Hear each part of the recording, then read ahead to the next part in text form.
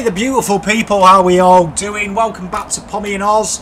If you are new around here, please drop a like, please drop a subscribe. We're absolutely inundated with content at the moment. Just to fill you in, today is the AFLW preview show where we just do our tips and talk a little bit about the games. We have got the previews as well of all the men's sides coming up. We're going to try and, by my count, that's like 2.5 videos a day next week. So this weekend I will be smashing out recording, so stay tuned for that. I'll try and make it like a morning, noon and night type thing. We'll get through it. But thank you very much for joining me. So without any further ado, let's get into it. So last week then, it was not so bad, round 6 out of 7. That's becoming a bit of a staple for this year. And I can't complain. Again, the pies did me. I think I've probably tipped the pies right once this year, which is an appalling record, really. But season, that takes us to 36 tips out of 45, which I'll take that. That isn't bad. And we start off Friday night, 7:40 at METRICON, Richmond versus Gold Coast Suns. And it's been an interesting one for the Suns. They finally get to return home. They are bottom of the ladder.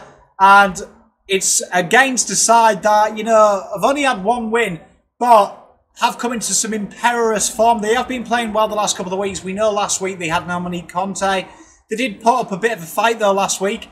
35-point loss to the Kangaroos, but there was a bit of fight there, and we know Conte, it kind of like offers a bit of hope that they did blood, and a lot of the girls got a lot of on-ball time. I think this one's a little bit too much for the Gold Coast. We saw the Crows really ran rampant. For me, they don't have enough link in the midfield to the forward line. They'll come a little bit unstuck. I don't think they can score heavily enough. And one thing Richmond has shown is it can put the numbers on. I'm going to tip here Richmond to win by 15 or more. Then on the Saturday, at 3:10 at Moorabbin, we've got St Kilda versus GWS. And this should be really an intriguing counter because both of these sides I consider like very similar. Both sides, you know, have the ability to win. Both sides are really make a mongrel out of it and really do play good football. It's just kind of like both sides have struggled just inside 50.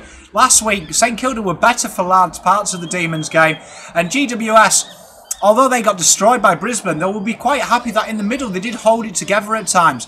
You know, Parker, Eva and players like that, they really do get it going. This one is a real hard one to pick because I find that these two sides are very equal, but I've got a good feeling here that St Kilda will get home 1-10.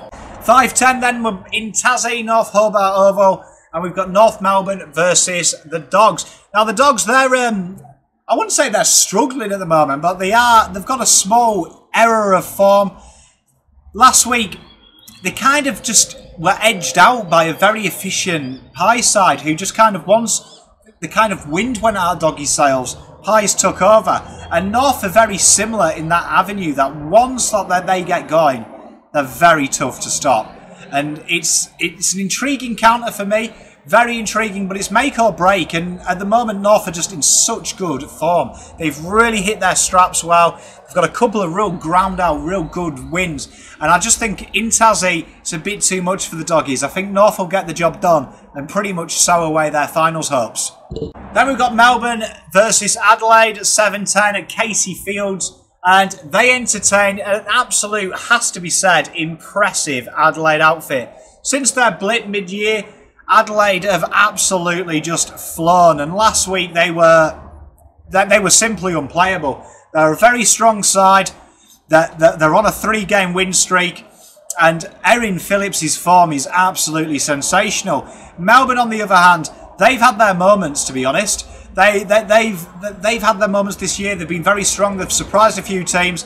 They did swing a change last week to really get themselves back on the winners' podium. Daisy Pearce, 2 goals, 1. She was phenomenal, and she looks like a staple up forward. And although they were outplayed at times by St Kilda, one thing that impresses me about Melbourne is they stick to the task at hand, and they can grind out wins. Do I think they've got enough to beat Adelaide? No, I don't. I think Adelaide at the moment are playing absolute brilliant form. I was warned about them in the mid-year. They look like they're back to the best. I'm going to have the Crows here by 10 or more. Then on the Sunday, we've got Carlton, and it's really make or break for them versus Fremantle at Icon at 1:10. And Fremantle have just been absolutely imperious in the last couple of weeks. They were ruthless last week in the derby, and they're playing very good football. Gemma Houghton, she's joint lead in the goal-kicking medal. She's absolutely on fire. the conduit between midfield and forward is just working an absolute treat. And Fremantle look a real tough side to beat. Carroll, on the other hand, we weren't really threatened against Geelong. They really put the ponds on. They really took their opportunity well. Manny Prasparkis was back. That's a huge bonus for them. And they really did take it, really, the game to Geelong and were quite ruthless. There's finals on the line here for Carlton. Do I think they've got enough? I just think Fremantle are just too good at the moment. I think they've really hit the straps. I think Carlton have to play at their best to threaten Fremantle, where Freo, I think, can just do enough. They've really improved from this time last year, and I'm going to tip Fremantle Dockers, unfortunately, against my better judgment, a go against my heart, 110, and hope my 6 out of 7 comes in this one. Then we go to Hickey Park on the Sunday afternoon, 3:10. We've got Brisbane versus Collingwood, and it's top of the table, isn't it? And Collingwood have been sensational. We've got a high-scoring side versus the surprise side. And the Pies have been absolutely imperious this past couple of weeks. They are really hitting their ground good. Davey's been sensational. Molly, she's also up there in the goal kickers medal.